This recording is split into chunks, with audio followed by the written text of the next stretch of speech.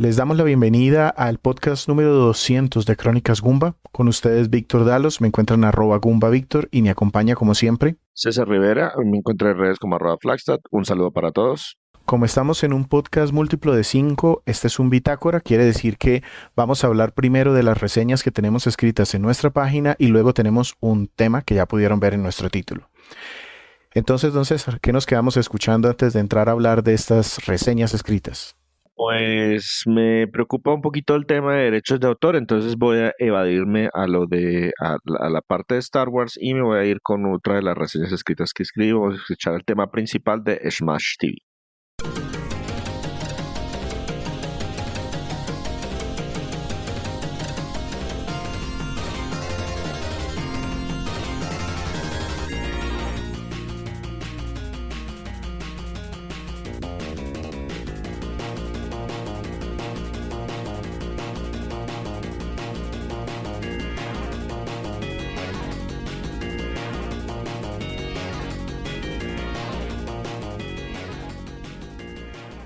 Este podcast lo encuentran en todos los gestores que conocemos nosotros, por lo menos, ojalá que también sean de los que ustedes utilizan, pero estamos en Spotify, estamos en Evox, estamos en Google Podcast, en, bueno, varias de estas plataformas. Les agradecemos que nos acompañen, se suscriban, nos recomienden, nos sirve un montón. Y entremos de lleno en lo que vamos a hablar el día de hoy. Primero, reseñas escritas. Recuerden que en www.cronicasgumba.com encuentran, aparte de estos podcasts, reseñas de juegos, la mayoría de ellos juegos retro, que para nosotros son esos que ya cumplieron 10 años. Entremos entonces en materia. El primero de esos juegos fue, encuentran Kirby and the Amazing Mirror. Esta reseña escrita la traje yo. Es un juego de Game Boy Advance, de la pequeñita consola que era moradita al principio. Y se lanzó en 3 colores inicialmente. Una transparente, una morada y ya no me acuerdo cuál era el otro color. Creo que era blanca, porque yo recuerdo que yo tenía la transparente. Sí, esa como púrpura transparente. Este Kirby and the Amazing Mirror es uno de los exclusivos de esa consola. Kirby tuvo varios ports, varios remakes incluso.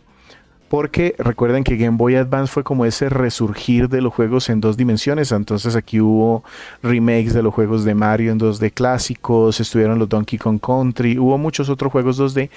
Este fue uno de los exclusivos que se desarrolló exclusivamente para la Game Boy Advance y cambió un montón el concepto básico del juego. Es decir, Kirby sigue siendo la misma bola rosada que copia las habilidades de los demás, de los enemigos tragándoselos, pero aquí tenemos 3 cambios importantes. El primero, se enfocaron en un juego multijugador, entonces en muchas ocasiones van a poder ver, sobre todo en las imágenes, que hay Kirbys de varios colores que están moviéndose, y es que si tenías posibilidad de tener conexión de cable, podías con otras personas jugar este juego todos al tiempo.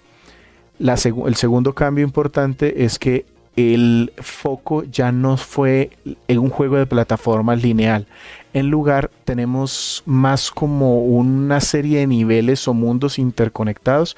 Se podría decir que esto es un juego de esos muy parecido a Metroid, en donde hay que llegar a un punto y tener algún movimiento especial para devolverse. Aquí, como Kirby no se gana los movimientos, digamos que no va mejorando Kirby. En realidad es que tenemos que buscar uno de esos poderes especiales para desbloquear algún punto en particular, y a veces estaban muy lejos. Entonces, por ejemplo, necesitabas el rayo de fuego, el golpe de fuego, para activar un switch en particular, pero resulta que en los alrededores no lo encontrabas. Tenías que pasar por varias puertas, por varios tableros, y si lo encontrabas, devolverte todo el camino sin perder el power up para poder abrir esa puerta. Esa es la segunda diferencia. Y la tercera es que le trataron de meter una historia un poquitico como más oscura. Entonces se supone que aquí el cielo se está cayendo y Meta Knight se fue a tratar de derrotarlo, pero en realidad lo convirtieron en piedra, lo dividieron en pedazos. Y cuando Kirby pues se trata de atender este tema, a él no lo cortan en pedazos, sino que lo dividen en 4 Kirbys diferentes. Esto es lo que da como la excusa para que seamos 4. Es un juego divertido, es un juego más largo de lo normal en estos de Kirby. Yo me demoré como unas 15 horas para pasarlo. Es bastante largo para el tipo de juego que es. No está tan bien apreciado porque sí tiene algunas zonas que son como esto que les digo, irse a buscar el power up de fuego a veces puede llegar a ser frustrante y se repite en varias partes, pero es un buen juego, es un juego entretenido, bonito. Kirby siempre se mueve bien, entonces por ese lado se puede recomendar, pero vale la pena si miran la reseña. Listo, ese fue el primero de las reseñas escritas. Listo. Entonces voy yo con una reseña que quería escribir porque el juego es un verdadero desastre. Y esos juegos que son un desastre son hermosos escribirle reseñas porque se puede uno, entre comillas, desahogar. Estamos hablando de un juego que se llama Star Wars Masters of Terascasi. La verdad, casi nadie sabe cómo se pronuncia eso. No, no, yo sí sé, yo sí sé. Si ustedes lo miran, está escrito y las As tienen la diéresis y los dos punticos arriba. Eso quiere decir en inglés que esa letra sí se pronuncia tal cual. Que en inglés a veces las Cs al final no se pronuncian, pero si ustedes ven que tiene esos dos punticos, les toca pronunciarla. Es Masters of Terascasi. Ajá. Listo. Este fue un juego que publicó LucasArts y desarrolló LucasArts, que son conocidos por los juegos de Star Wars, pero no por los juegos de pelea, simplemente porque no saben hacer juegos de pelea. Este fue el primer y único juego de peleas que hicieron de la franquicia. Salió en 1997 en exclusiva para la PlayStation y fue tan malo que se quedó solo en la PlayStation. No se atrevieron a llevarlo a ninguna otra plataforma. Digamos que las intenciones son buenas, se nota que detrás tenían algún tipo de valores de producción. En ese momento estaban de moda de nuevo las películas de Star Wars porque el año anterior habían sacado las reediciones, incluso en cine, las remasterizaciones de las primeras películas de Star Wars. Y ya existía el rumor de que se estaba trabajando en otra nueva película que iba como a continuar la historia, que de ese se volvería el episodio 1. Pero en la mitad de los 90 todo el mundo necesitaba un juego de peleas. Al punto de que, por ejemplo, Capcom tenía Street Fighter, le sacó una película y después de la película le sacó un juego. Entonces era un juego basado en una película basada en un juego, que era de ellos mismos y que era de peleas. Entonces todo el mundo estaba con la fiebre de los juegos de peleas. Todos necesitaban uno. LucasArts dijo, yo hago este. No tengo ni idea cómo se hace un juego de peleas, pero igual lo voy a intentar. Y el resultado fue un desastre espectacular. Pero eso es lo bonito, que fue espectacularmente desastroso. Este es uno de esos juegos que está en lista de los 10 peores juegos de peleas de todos los tiempos. De pronto es una exageración, pero definitivamente merece por lo menos una mención honorífica en ese tipo de listas. Controlamos a 8 o 9 peleadores de personajes que son más o menos conocidos dentro de la franquicia. Están los protagónicos como Luke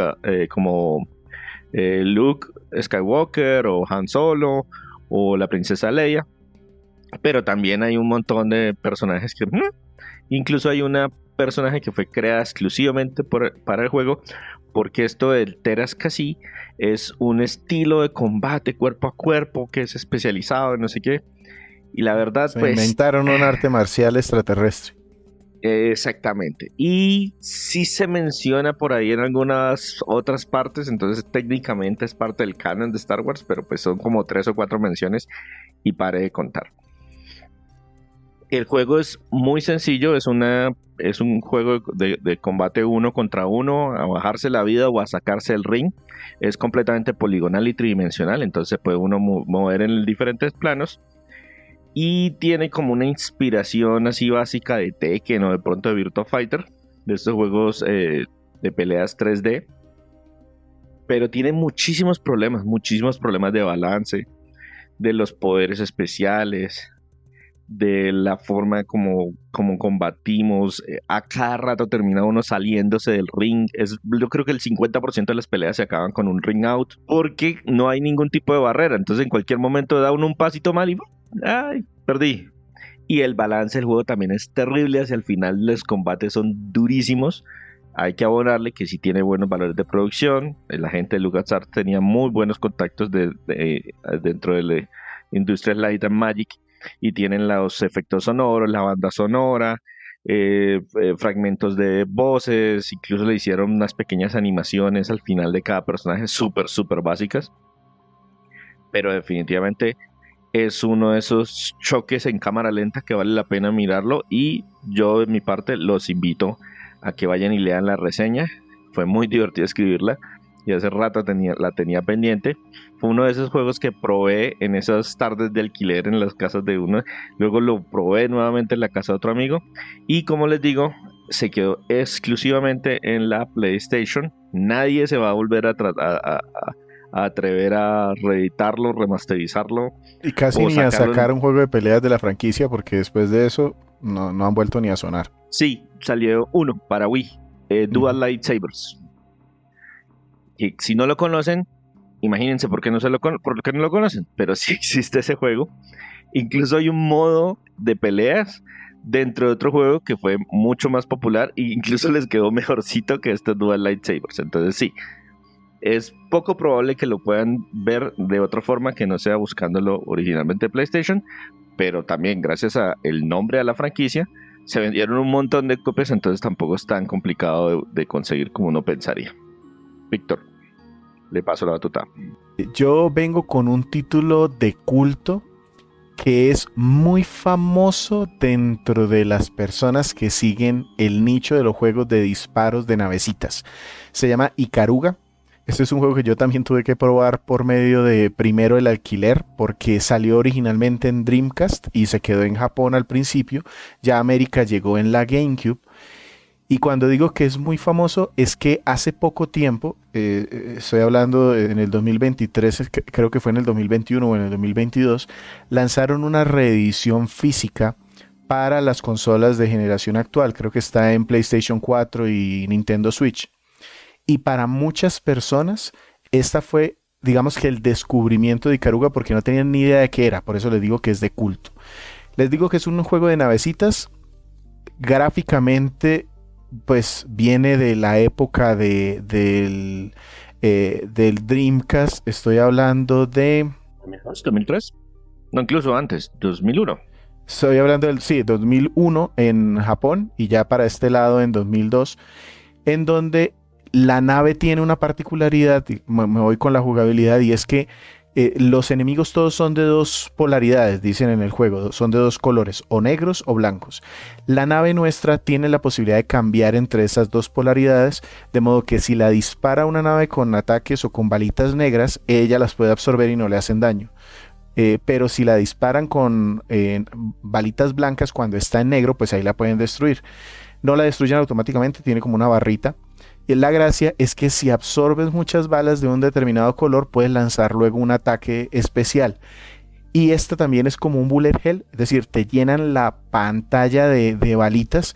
Los enemigos aparte también juegan con estas polaridades, entonces no son solo de un color, sino que puede ser una nave que tiene unos cañones de un color y otros del otro, entonces tienes que estarte cambiando la polaridad rápidamente, o tienen un escudo que se debe derrotar con un color para luego atacar con el otro y no te debes equivocar porque si no vuelve y pone el escudo. Es un juego difícil, pero muy difícil. Yo logré terminarlo. Yo no lo terminé en su momento en estos alquileres, no fui capaz.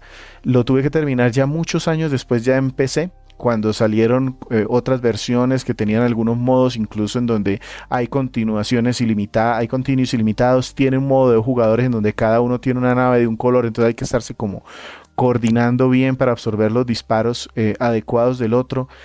Es muy divertido, gráficamente pues no se ve muy novedoso, es la época de los 3D, pero no llevábamos mucho tiempo de los 3D. Recuerden que los 3D de verdad empezaron como, ¿qué? 94 más o menos, 95. En el 94 ya existía la PlayStation, pero la verdad todavía los primeros juegos tenían bastante de 2D. Entonces yo diría que sí, 95, 96 fue que todo el mundo dijo, no, todos son polígonos. Ajá, correcto. Es cuando ya todo eran polígonos. Entonces aquí se ve como esos, ya está pulido. Los escenarios se ven como, pueden ser bosques, cavernas, mares de fondo. Se ve bien, pero no es el punto fuerte de Ikaruga. Es realmente como el diseño de esos niveles porque te mantiene siempre al límite. Cuando no estás tratando de recorrer un laberinto sin tocar los bordes es porque te están amenazando muchas naves pequeñitas o una muy grande que ocupa un gran sector de la pantalla. Entonces siempre estás haciendo cosas y es bastante satisfactorio terminarlo. A mí siempre me costaba mucho este juego, es que está como que originalmente era de arcade y era de esos arcade que utilizaban la pantalla vertical, Sí, que es Mode. más alta Ujú. que ancha. Entonces sí, le cortaban los bordes a la pantalla cuando estaba uno jugando en el televisor Y ese cambio de aspecto de la pantalla siempre me costó muchísimo. O sea, para mí era una dificultad adicional que solamente el juego que por sí ya tenía cualquier cantidad de millones de balas en pantalla. Sí, claro. Y es más por la costumbre japonesa de que los juegos de navecitas que vienen, los que son orientales, normalmente venían en modo vertical, así como dice César. Es decir, la pantalla era más alta que ancha. Aquí tan se nota que esto no es de arcade, sino que salió para estas consolas, que en esos franjas negras te ponen el menú. Te ponen los indicadores, la vida, cuánto has cargado con absorber los disparos enemigos, todo ese tipo de cosas. Switch sí tiene la posibilidad de tener el Tate Mode, entonces lo puedes poner de ladito y ya venden varios adaptadores para poner los Joy-Con. Yo así lo jugué un rato. Es divertido, es difícil, es para los... Este sí no se recomendaría como de esos juegos para el primer juego de disparo, no, olvídense. Primero vayan y jueguen otra cosa y cuando ya sepan que sí les gusta, ahí sí váyanse a buscar este que es uno de los clásicos. Ikaruga, en este caso yo traje la versión de Dreamcast, que fue la que más jugué, aunque nunca logré pasar esa en particular, yo lo pasé después en PC. Después de practicar y practicar y practicar mucho, pude pasarlo. Entonces me voy yo con mi segundo juego. Este es un juego de arcade que salió en 1990, desarrollado por Williams Entertainment. Me acordé de este juego porque cuando estaba leyendo un libro acerca de NBA Jam, lo mencionaban mucho al principio porque apenas estaban experimentando con el tema de las cosas sangrientas y de la captura de movimiento y digitalización de personajes. Este es un juego de arcade que está inspirado en un título aún más viejo, que es Robotron 2084. De hecho, el diseñador, desarrollador, mejor dicho, completo de ese juego, fue uno de los diseñadores de este Smash TV, pero pues toma elementos un poquito más como traídos de la película, de la serie de Running Man. De pronto la vieron, una película con Arnold Schwarzenegger por allá de los 80s, que está basada en un libro. Y la idea es como un programa de concurso. Tenemos que matar a todo lo que nos aparezca en la pantalla y pues recibimos premios en efectivo y si logramos pasar todos los niveles salimos victoriosos y nos llevamos todos los premios en efectivo. Esa es como la premisa básica. El juego se maneja como un twin stick shooter, es decir, con dos palancas. Con la izquierda controlábamos el personaje y con la derecha disparamos en todas direcciones. Y la idea es que siempre estamos atrapados en un área, es decir, no tiene scroll hacia ninguno de los lados. Y van apareciendo hordas y hordas y hordas de enemigos. Cuando los eliminamos todos, entonces nos dicen, bueno, listo, ahora ¿a qué pantalla quiere continuar? Y le dan a uno unas opciones. Al principio le muestran uno el mapita del todo el área. Y la idea es buscar la ruta que nos dé la mayor cantidad de beneficios económicos. Es un juego difícil, no imposible, pero sí muy difícil. Esta vez es de juegos de arcade que están diseñados para sacarle a uno las monedas. Para sacarle el dinero.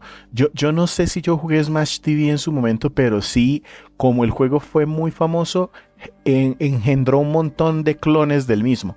Entonces recuerdo un juego que era de aliens, recuerdo otro que era de payasos, y la jugabilidad era muy parecida. Pero también digamos que afincaban en eso de sacarte el dinero a punta de ponerte tantos enemigos que era dificilísimo sobrevivir. Exactamente. Y para hacer un juego de arcade es un juego largo. O sea, sabiendo exactamente qué es lo que uno tiene que hacer, se va a demorar por encimita de una hora tratar de pasarlo completo. Es muy entretenido. Fue de verdad muy popular en su momento, así como menciona Víctor. No solamente salieron clones, sino este mismo juego se llevó a una gran cantidad de plataformas, con la dificultad de que la mayoría de las plataformas pues no tenían en ese momento, estamos hablando del 90, 91, máximo 92, dos sticks direccionales. Eso empezó a aparecer muchísimo tiempo después. Estamos hablando del Dual Stick del Dual Shock de PlayStation, y no fue tampoco el control original de la consola. Entonces las versiones que salieron para otras plataformas salieron todas que se mueven y dispara con un solo botón y no funcionan del todo bien, excepto la versión de Super Nintendo. La versión de Super Nintendo se llama Super Smash TV. Esa fue la que yo primero jugué Y ese tenía el tema de que yo me movía con la cruz direccional y disparaba en 4 direcciones diferentes con cada uno de los botones. Yo me acuerdo que lo alquilé un par de veces apenas porque era súper difícil y era súper complicado acostumbrarse a cómo funcionaban los controles. Si usted se acostumbraba, genial, porque era una de las mejores conversiones que tenía en la plataforma. Pero si no, eso era muy, muy complicado. Eso era Super Smash TV, versiones para cualquier otra cantidad de plataformas. Y es un clásico de arcade que le dio pie a muchos otros juegos que vinieron después de la mano de William Entertainments, que compró también Midway Games, y juntos hicieron también muchos desarrollos. Invitados entonces a que lean la reseña escrita. Bien. Víctor, ¿terminamos? Sí, voy a cerrar yo entonces con un juego de 1999. Yo soy fanático de la serie Donkey Kong Country de Super Nintendo. Sin lugar a dudas, creo que es de las que más jugué en su momento en esa consola, sobre todo el 2. Y cuando tuve la Nintendo 64 y anunciaron Donkey Kong 64, yo salí corriendo a comprarlo. Además que le hicieron mucha publicidad en estos medios, sobre todo mexicanos, que nos llegaban a nosotros por acá, de revistas, de algunos programas de televisión, y miren cómo es este 3D y las texturas que van mejor a cualquier cosa que hayan visto. Lo compré. Y no fue tan así, realmente fue un golpe bastante fuerte porque no es un juego de plataformas como los Donkey Kong Country. Este es más un juego que está en un género que un subgénero, no sé cómo llamarlo, al que le apodaron colectatón. Entonces, sí hay plataformas en 3D. El género son plataformas 3D, pero el tema es que esa mecánica es tan fuerte, eso de coleccionar objetos o recoger objetos dentro del mundo, que prácticamente se volvió un subgénero dentro de las plataformas 3D. Entonces, cuando hablamos de colectatón, es que sí hay plataformas, pero digamos que puede ser que alguna sea complicada o que tenga algún reto, pero no es el fondo del juego. El fondo del juego es que busques cosas para poder avanzar, bien sea para abrir una puerta, para comprar algún ítem que necesitas, para salvar a alguien de alguna cosa. Entonces aquí hay llaves, hay plumas, hay muñequitos, hay municiones, hay coronitas, hay medallas, hay cualquier cantidad de cosas. Eso es un punto que lo notas muy pronto y que si no te gusta, de hecho a mí este juego creo que me arruinó las plataformas en 3D durante mucho tiempo, aunque injustamente porque el juego de fondo tiene cosas buenas. Pero no fue el único, no fue el único. Nosotros cuando hablamos de nuestra reseña de A Hat in Time, dijimos que esas plataformas 3D estuvieron de capa caída por un buen rato, precisamente porque nadie se atrevía a hacer lo que hizo Donkey Kong 64. El caso es que el juego tiene muy buenas ideas y tiene muchísimo contenido. Aparte de esta colección, de esta colectatón, tiene 5 personajes diferentes y la idea es que los vas liberando. Empiezas con Donkey Kong, pero luego vas liberando a unos amigos que él tiene. Entonces, un chimpancé que es más rápido y que tiene un jetpack con el que puede flotar. Entonces, eso te sirve para llegar a áreas diferentes a buscar más ítems. O tienes un compañero que es supremamente fuerte, entonces puede derribar cosas y con eso crear caminos nuevos para avanzar. Un muñeco que es un gorila, un orangután horrible que puede caminar con las manos, entonces se puede trepar por superficies que normalmente los demás no pueden. Entonces ese cambio es bastante interesante. Aparte tiene minijuegos, tiene una modalidad para 4 jugadores. Recuerdo haberla jugado algo con algunos amigos, pero como era tan secundaria, pues preferíamos otros juegos más enfocados a eso. Es un juego divertido, ya digamos que visto muchos años después, creo que se fue muy injusto con él, pero sí tiene ese gran pecado de que no se mesuraron ni poquito en este tema de ponerte barreras artificiales que solo se levantan cuando logras encontrar hasta el último granito de algo en el último rincón de un nivel, y eso puede llegar a ser algo aburridor si das vueltas y vueltas y vueltas. Mucha gente toma guías para pasar estos juegos y así pues adelantarlos. Yo realmente en su momento no lo jugué así. El carisma de los personajes está bien, incluso tuvo algo de polémica con la película esta de Super Mario Bros. Porque al inicio aquí tocan un rap que es malo, la verdad es bastante malo, pero es tonto, es divertido. Y lo pusieron en la película de Super Mario, pero sin darle el crédito al autor. Pero pues ya después explicaron que realmente sí, como en las juegos antiguos o algunos de ellos, cuando lo crea un grupo, se puede poner el nombre del grupo, no necesariamente el de la persona que individualmente creó, y eso fue lo que hicieron. Pero bueno, ahí quedó algún tipo de testigo de que este juego está en la historia de Nintendo como un colectatón en 3D que estrenó aparte un artilugio para que los juegos se vieran algo mejor en Nintendo 64, como buscando ganarle algo de tiempo ante la masacre que hizo PlayStation con la uno y la 2 en su momento. Un juego que vale la pena ver, divertido y que curiosamente es fácil de conseguir como juego, pero ya esa versión completa que trae todo, su expansión y lo que se necesitaba para jugarlo, sí ya empieza a ser un poquito más costosa. Entonces, Yo recuerdo las ediciones de los Nintendo 64, había una verde horrible que venía con ese juego, pero sí, pues el juego horrible. tuvo su encanto, tuvo su Pero la acogida. gente paga miles y miles por eso, sencillamente porque era una versión coleccionista, así a mí me parece también muy fea. Este, Listo. curiosamente, no está entre los juegos de Nintendo Switch Online, pero sí estuvo en Wii U. No sé por qué, pero no lo han vuelto a Pronto, sacar. de pronto después se animan a traerlo. Listo. Con esto entonces los invitamos de nuevo a nuestra página www.cronicasgumba.com. Como estas, encuentran muchas reseñas escritas. Y vamos a pasar a la segunda parte, a la segunda mitad de este podcast, en donde, como estamos en el podcast 200 y estamos terminando el año 2023, queremos comentarles un poquito cómo nos fue a nosotros jugando. César, ¿tiene alguna canción por allí o yo recomiendo algo? Yo tengo una que la utilizamos en un podcast viejito y Víctor me dijo, pero ¿por qué no dejamos ese podcast para el cierre? Y yo le dije, pues porque es que el problema es que a final de año no tenemos podcast de estos corticos.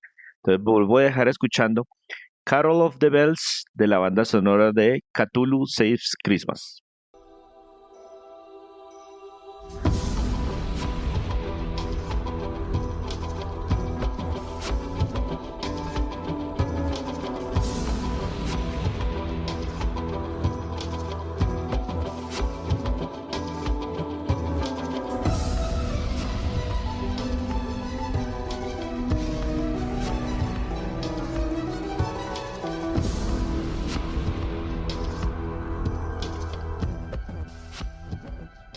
En esta mitad, como les comentaba, vamos a hablar nosotros, César y yo, el equipo detrás de Crónicas Gumba, el enorme equipo. Vamos a hablar de cómo nos Pues fue. delgaditos no estamos, entonces bastantes pesos y si Sí, hacemos. es un equipo de masa. Sí. El, el tema es hacer como un resumen de lo que más nos gustó. Esto no son premios ni nada, nosotros no jugamos, de hecho tenemos, para los que nos han seguido durante ya bastante tiempo, hemos buscado que los juegos se maduren un poquito antes de traerlos al podcast, por lo menos que cumplan o estén muy cerca a cumplir un año, porque nos dimos cuenta primero que los juegos cambian mucho y nos gusta jugarlos ya cuando el juego o está completo o ya se vio cómo evolucionó. Entonces, por eso la mayoría de juegos tienen más o menos un año y tratamos de que tampoco se vayan muy atrás, que por lo menos sean de esta generación y estén 2, 3 años desde su Y yo lanzamiento. personalmente también aprovecho ese añito para que el juego baje de precio y así lo puedo comprar más barato. Correcto, esta es otra opción y como sabemos que el público nuestro pues hace más o menos lo mismo, pues buena forma de que no se le olviden algunos juegos que pueden ser muy buenos y los puedan conseguir a buen precio. De hecho, hicimos el ejercicio y si quisiéramos hacer lo mejor en este momento tendríamos que hacer lo mejor del 2021 en el 2023, porque de ese año ya jugamos lo suficientes como para hacer algún tipo de premiación. Pero entonces Correcto. esto no es premiación. No es premiación, pero sí les vamos a contar en 4 categorías que dividimos aquí cuáles juegos merecen ser nombrados por algún motivo dentro de lo que hemos jugado en el equipo en el 2023. La primera categoría va a ser decepciones. Entonces voy a empezar yo y luego le pregunto a César. Bueno, pero espéreme, yo quiero hacer una aclaración porque estas primeras dos categorías no estamos calificando la calidad del juego. Para saber qué tan bueno o malo es ese juego, los invitamos a escuchar el podcast. Si es que tiene podcast, creo que los que escogimos son todos de podcast. Son juegos que no cumplen o exceden nuestras expectativas. Correcto. Una decepción no es que un juego sea malo. Una decepción es que yo esperaba esto y el resultado o lo que jugué está por debajo de mi expectativa. Así es. Entonces, vamos a empezar con decepciones. Y reitero y recalco en lo que dice César. Son juegos que pueden ser buenos, que incluso pueden tener excelentes calificaciones si van a los agregadores y a las diferentes revistas, pero que por algún motivo, que es lo que pretendemos explicar ahorita muy rápidamente, no llenaron las expectativas que nosotros teníamos. Entonces voy a empezar yo con uno que se llama Kentucky Route Zero. De este hablamos en el podcast 161. Fue un podcast de esos en donde yo mezclé dos juegos y hablé un poquito más corto de los dos. En este caso son dos juegos independientes. Estaban Kentucky Route Zero por un lado e Inscription por otro. Inscription me encantó. Este casi se hace de las sorpresas, pero yo ya sabía que iba, entonces no va a ser una de mis sorpresas. Pero Kentucky Route Zero sí tenía yo muchas expectativas puestas en él. Y ese fue el gran problema. Cuando leía los medios me presentaban, primero les voy a contar de qué estoy hablando, igual los invito a que escuchen el podcast. Este fue desarrollado por una compañía que se llama Cardboard Computer Games, que en realidad es una agrupación de artistas que durante muchos años, o sea, 5 o 6 años, no recuerdo en este momento, hicieron capítulos que se fueron lanzando de forma esporádica, contando una historia primero de un señor que estaba buscando una ruta secreta por la mitad de Estados Unidos para entregar el último pedido de una tienda de antigüedades que iba a cerrar. Esto lo publicó Annapurna, entonces ya saben que esto va por el lado artístico. Pero cuando hablo de decepción es que no me encontré con muchas mecánicas jugables más allá de escuchar conversaciones. Ni siquiera dar respuestas, era solo escuchar conversaciones para enterarme de una historia y de un trasfondo, más que de una historia, porque es que no encontré una historia, como de un trasfondo detrás de los personajes, y a mí eso no me gustó, de nuevo por la expectativa, porque cuando yo escuchaba o leía reseñas, me hablaban mucho de una gran propuesta artística que trascendía el medio audiovisual, y yo tal vez soy muy poco versado en eso y me sentí como que no le saqué el provecho o el gusto que de pronto me decían. Entonces es un juego interesante que le tiene poquito de juego en mi gusto, entonces por eso lo pongo aquí. Listo, Víctor. Entonces ahora voy yo con mi decepción. En este caso, como Víctor es el que siempre me hace trampa, en este caso yo dije, voy a hacer yo un poquito de trampa. Tengo una mención honorífica o mención deshonorable para un juego que nunca traje al podcast, pero que lo agrego ahí dentro de mis decepciones.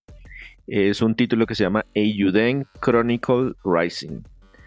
En alguna oportunidad de pronto les hablaré de él con más detalle, pero digamos que ese es mi mención honorífica. Es un juego que me decepcionó, esperaba un poquito más de ese título y no les voy a mencionar más. No, yo sí, para quienes no sepan, es un juego que es un juego de plataformas y de acción como en 2D, pero yo creo que en gran parte la decepción está porque el nombre Eiyuden ha salido en unas campañas de crowdfunding haciendo referencia a juegos de rol y de estrategia míticos como Suikoden. No, yo sabía que este juego era más un Metroidvania que un juego de rol y de estrategia. Uh-huh. El problema es que como Metroidvania tiene muchos problemas y se nota que tuvo un tiempo de desarrollo muy corto porque todas las misiones se repiten y se repiten y se repiten en las mismas áreas.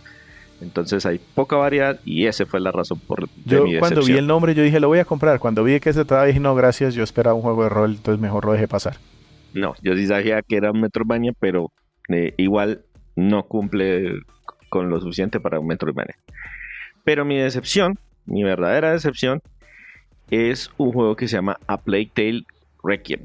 De este hicimos el podcast, fue el podcast número 188. Y aquí yo voy a recalcar grande, es un juego que si ustedes van a ver las notas de los medios y van a escuchar la reseña que nosotros hicimos, hay muchísimas cosas positivas, pero ahí sí cuéntenos César por qué lo puso aquí.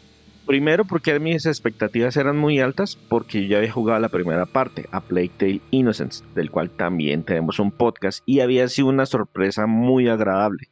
Es un título muy enfocado, con buenos y altos valores de producción, con una temática muy interesante, que no es, o sea, que dura lo que tiene que durar. Para algunas personas es un juego relativamente corto porque son unas 10, 12 horas de juego, pero se nota que es un juego muy concentrado y es un juego que me enganchó desde el principio. Cuando yo vi esta segunda parte y vi las excelentes calificaciones que había recibido y las nominaciones a varios premios, dije, no, pues es el juego anterior en esteroides, tiene que ser muchísimo mejor, va a ser uno de mis juegos favoritos, y me decepcionó el título sin llegar a ser malo. Por eso hacemos la aclaración. Es un título muy bueno, del cual yo tenía expectativas muy altas, pero tuve dos problemas importantes con el título.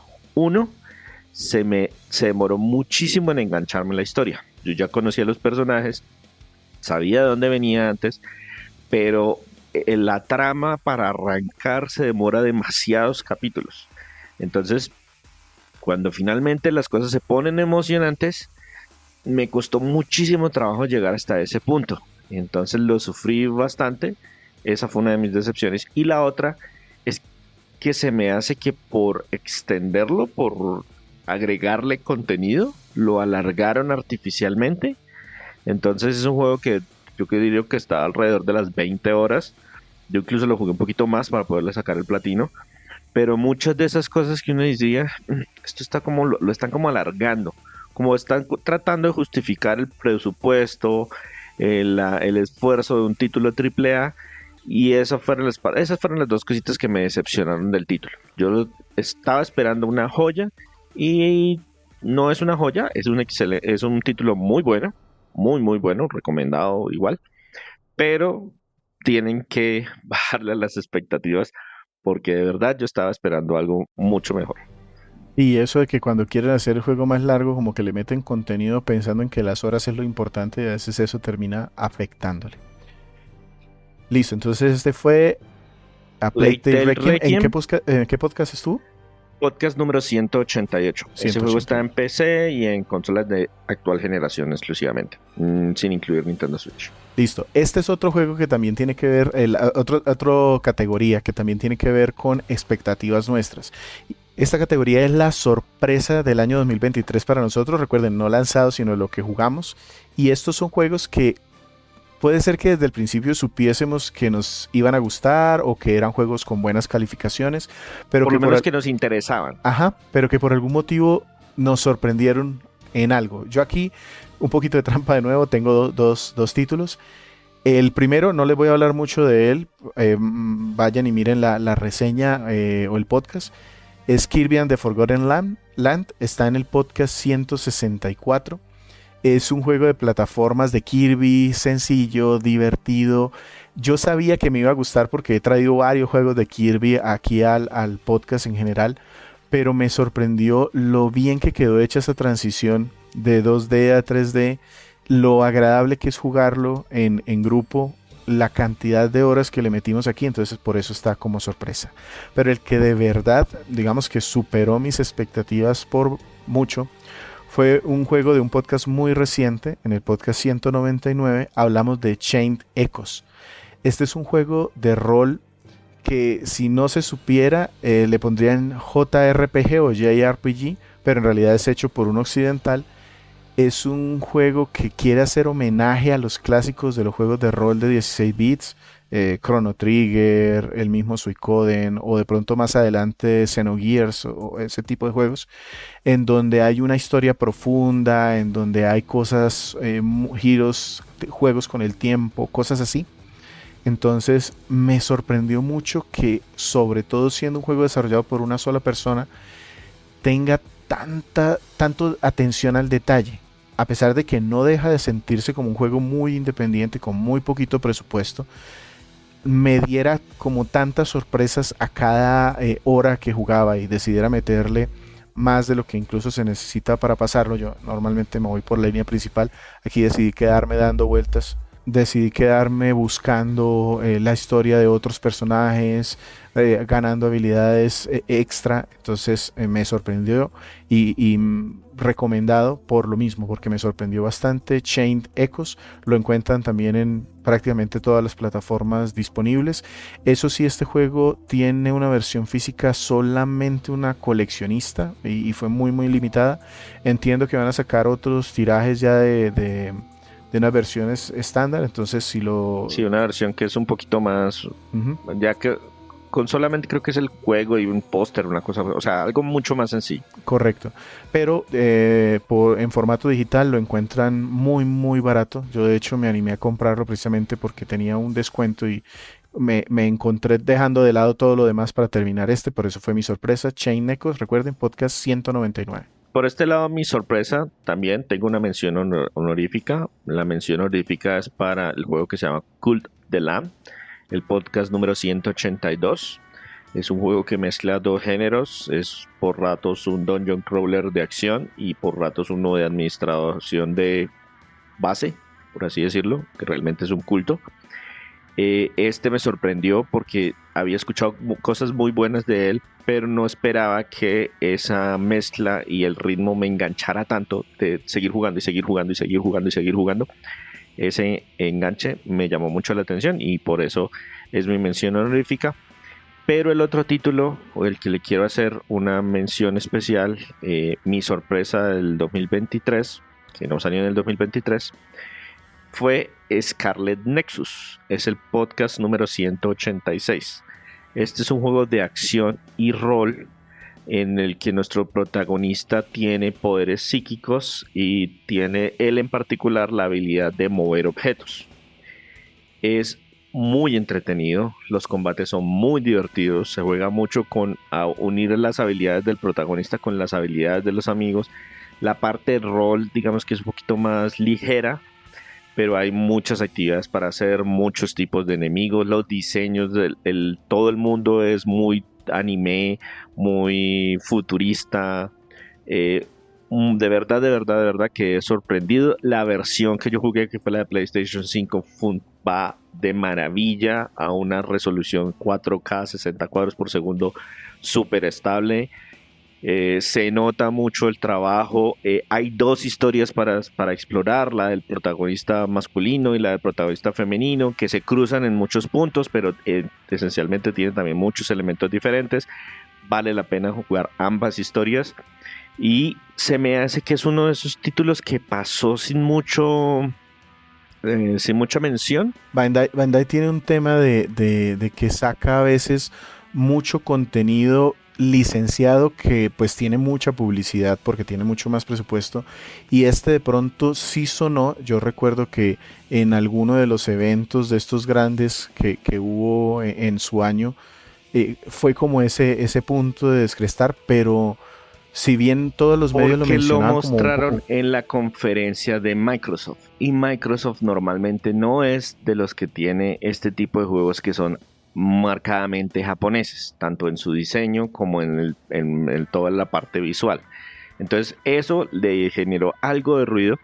Y lo otro, y eso también pudo haberlo afectado, no sé si negativo o positivo, pero definitivamente fue algo, es que rápidamente apareció en estas plataformas digitales. Primero en Game Pass, estuvo un año, se fue, y justo antecitos o en el momento en que salió de Game Pass entró a Plus Extra. Y Pero también sabe que estuvo eso un fue año. una estrategia, es al contrario, es que el juego perdió interés tan rápido, porque eso incluso fue declarado por Bandai como un movimiento acertado, que ellos vieron que el juego se cayó tan rápido de la imagen pública, ellos tendrán sus estadísticas, que decidieron aceptar mejor llevarlo rápidamente a las plataformas para poder de alguna manera como ponerlo de nuevo en la vista de la gente y eso ocasionó que se diera un repunte de ventas cuando se puso de nuevo en las consolas, algo que parece contraintuitivo pero que ya está demostrado.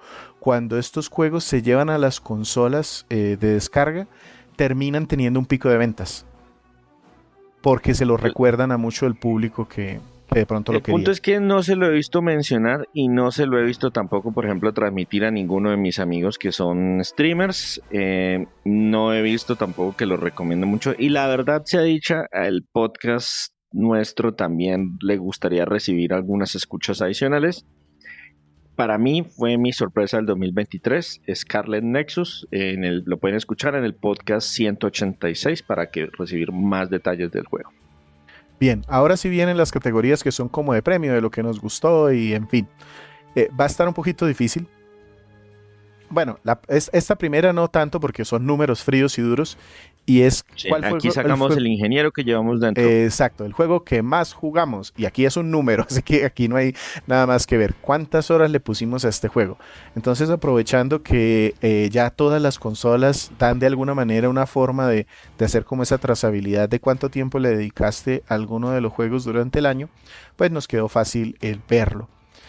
En mi caso, hago una mención honorífica sencillamente porque quiero mencionar el juego y más adelante de pronto me queda más difícil, y es Triangle Strategy. Es un juego de estrategia por turnos, de estas que es como en isométrico. Este está en el podcast 176. Es un juego que me gustó mucho, lo jugué más incluso de lo que tocaba porque también hubo muchas misiones secundarias que me parecían entretenidas por una historia muy profunda, madura, opciones de reclutar más personajes. A este juego le metí cerca de 60 horas, un poquito más de 60 horas incluso, por lo que veo aquí. También es un juego de Square Enix, publicado para Nintendo Switch y para PC, y que se lanzó a finales del 2022. Pero el juego que se llevó las palmas, pero lejos en horas jugadas, en mi caso, fue Xenoblade Chronicles 3. Es un juego de rol que su jugabilidad es más como trata de imitar un MMO, y en donde los personajes atacan solos, pero yo tengo que ponerle qué habilidades, y tengo un grupo grande y puedo irlos cambiando y puedo combinar sus habilidades. Aparte, la historia también es supremamente fumada y loca, de por allá de unos niños que están en un combate eterno. Vale la pena si nos pueden escuchar. Este está en el podcast 184. Aquí nos acompañó Renzo, a quien le enviamos un saludo y un agradecimiento porque estuvo muy activo con nosotros este año también, acompañándonos. Juego de Monolith, publicado en Nintendo Switch en exclusiva, se lanzó a mediados del 2022. Me gustó muchísimo, estaría como uno de mis favoritos, pero como tengo que nombrar varios, entonces lo pongo aquí para dar la oportunidad de nombrarlo. Fueron fueron 89 horas que le puse, que para mí es un número bastante importante. Yo sé que César tiene unos números más grandes en juegos porque él busca sacar trofeos. En este caso, yo sí me sigo por la historia principal, y con todo y esto, Ajá, para que vea que no. con todo y esto, digamos que casi llegué a las 90 horas en Xenoblade Chronicles 3, que aparte me gustó bastante. Listo. Por mi lado, entonces, también voy a hacer una mención honorífica. Tendría dos, pero voy a dejarlo en una sola. Mi segundo juego más jugado en el 2023 fue Far Cry 6. Lo jugué para PlayStation 5. Le dediqué 74 horas y también tenemos un podcast de este juego para que vean que todas esas horas que invertí no fueron en vano. Por lo menos salió un podcast a pesar de que el juego, digamos que la franquicia ha venido un poquito decayendo. Ese es el podcast 168 por si quieren escucharlo. Pero el juego que más... les dije cuántas horas, 74 horas. ¿Listo? 74 horas porque pues eso fue el tiempo que me tomó sacar el trofeo de platino. Pero el juego que más jugué en este 2023 es un juego que también tiene podcast. Es el podcast número 177. Y les voy a decir un pedacito del nombre porque el juego se llama Nier Réplica versión 1.22474487139 puntos suspensivos.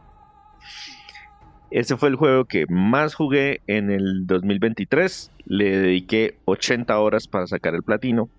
Y es un platino súper aburridor porque tiene un tema que hay que mejorar unas armas. Y esas armas se mejoran con unos objetos. Y esos objetos los botan los enemigos de manera aleatoria. Entonces, pues solamente por eso le agregué varias horitas adicionales al juego. y si no, no creo que hubiera quedado en mi top. Es un juego entretenido, la historia es muy chévere, si ustedes solamente se concentran en la historia lo van a disfrutar, pero la verdad no es un trofeo de platino que yo recomiende, pero fue mi juego más jugado del 2023. Nier Replicant versión 1.2, que está en nuestro podcast 177. Perfecto. Y ahora viene la parte difícil en mi caso, y es que dijimos, vamos a decir cuál es el juego favorito. Y aquí yo sí me sentí totalmente lunático, moody, o sea, dependiendo del ánimo que tenga cada día, cualquiera de los juegos que pueda mencionarles aquí hubiese sido mi favorito. Si hoy desayuné cereal, era este, o si desayuné huevos, era otro. Si llovía, de pronto era otro, dependiendo del género. Los que les mencioné antes, incluso Shane Echoes, Triangle Strategy y Xenoblade Chronicles fácilmente podrían haber estado como juego favorito. Aparte tengo dos menciones que voy a comentar ahorita rápidamente.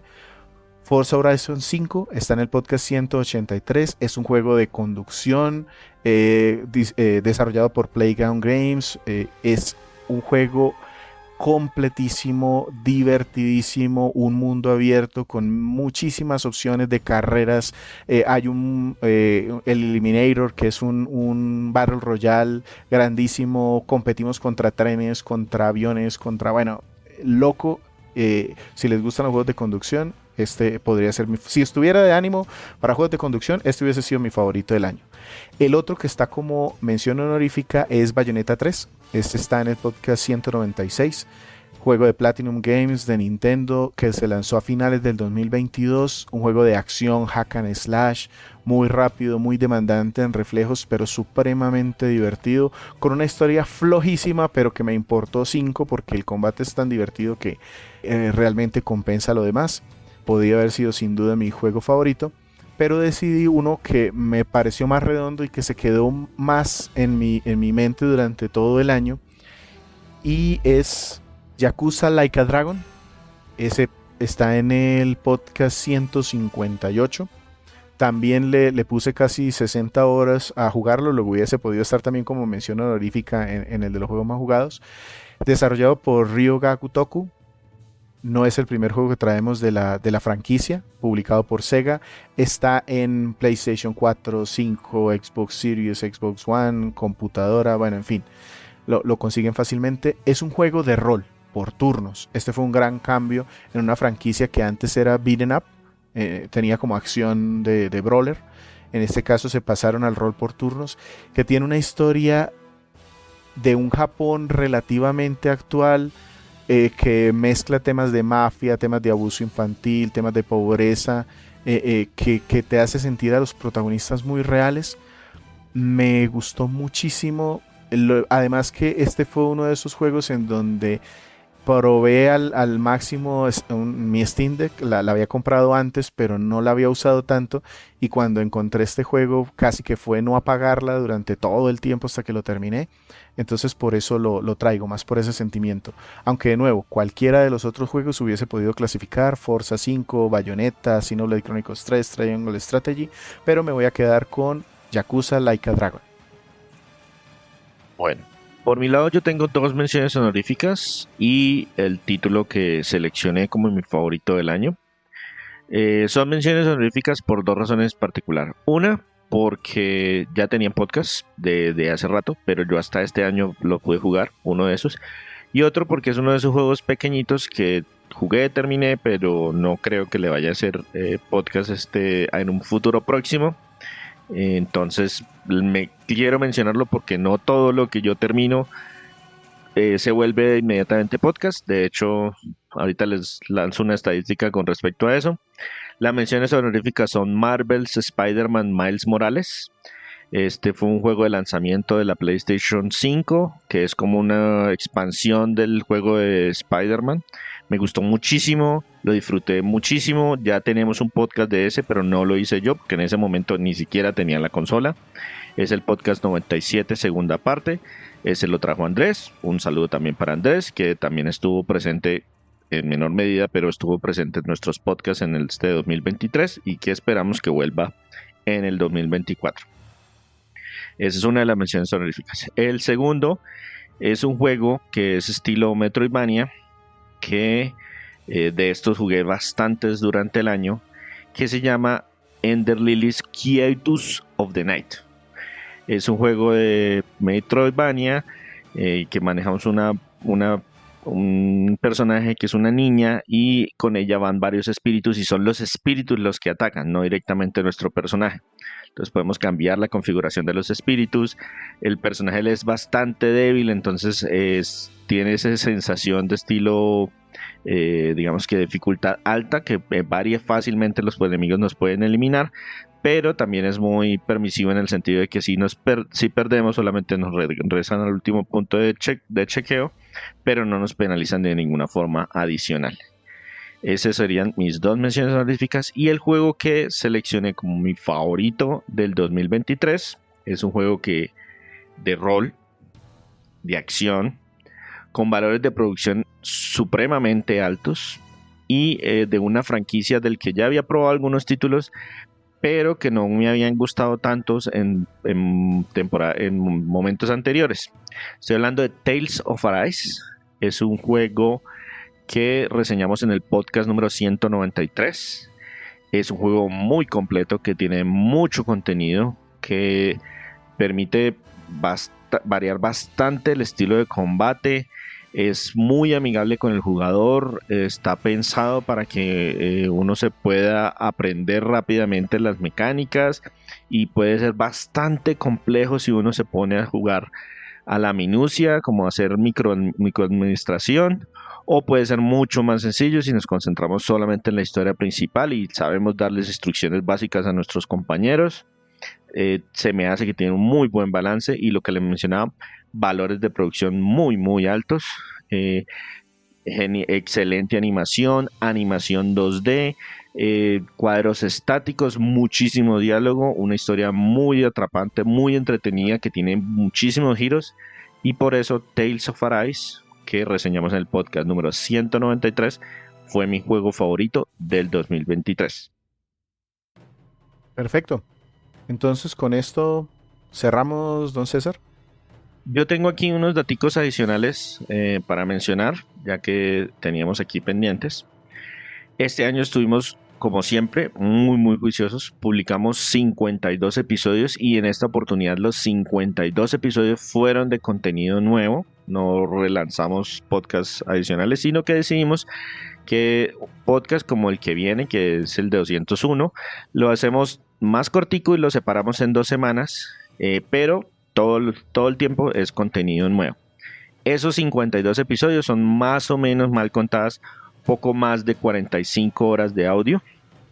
Nuestro podcast más popular fue nuestro podcast número 172, que fue la reseña de Elder Scrolls 5 Skyrim, un juego que tiene más de 10 años, pero reseñamos una versión que tiene menos de 10 años. Igual, muchísimas gracias a todos los que lo escucharon, porque fue nuestro podcast más popular del 2023.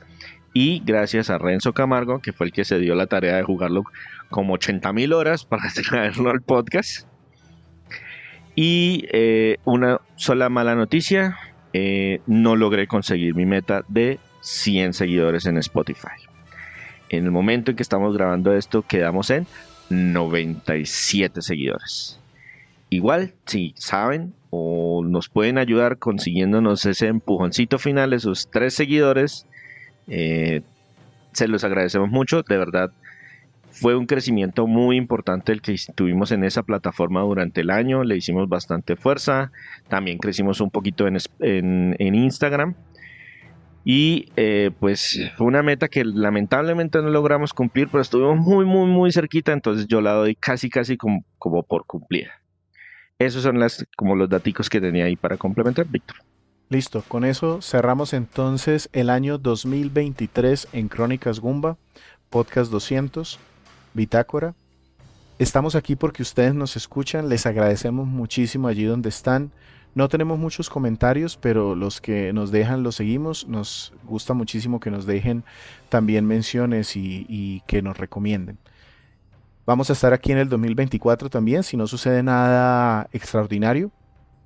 Y esperamos que les guste y nos sigan acompañando. De mi lado también, muchísimas gracias a todos los que nos escuchan. Muchísimas gracias adicional a los que nos comparten y a los que se han suscrito en la plataforma que sea.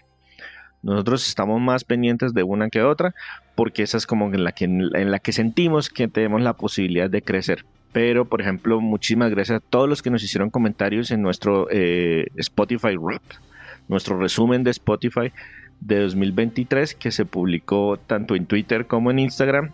Y ahí recibimos varios comentarios de que, hey, sí, yo los sigo, los escucho, pero en tal plataforma, o pero en tal plataforma, o en pero en tal plataforma. No hay problema. Mientras nos escuchen, somos felices en la plataforma que sea, en la página web, en iBooks, Deezer, iTunes, Spotify, en cualquiera. Nos sirve un montón esas escuchas y esas recomendaciones. Entonces, de verdad, muchísimas gracias por acompañarnos en este 2023. Y efectivamente, la semana entrante regresamos en el 2024 porque aquí no hay vacaciones. Que no hay sueldo tampoco. Muchas gracias. Feliz 2023 y próspero 2024. Un saludo para todos.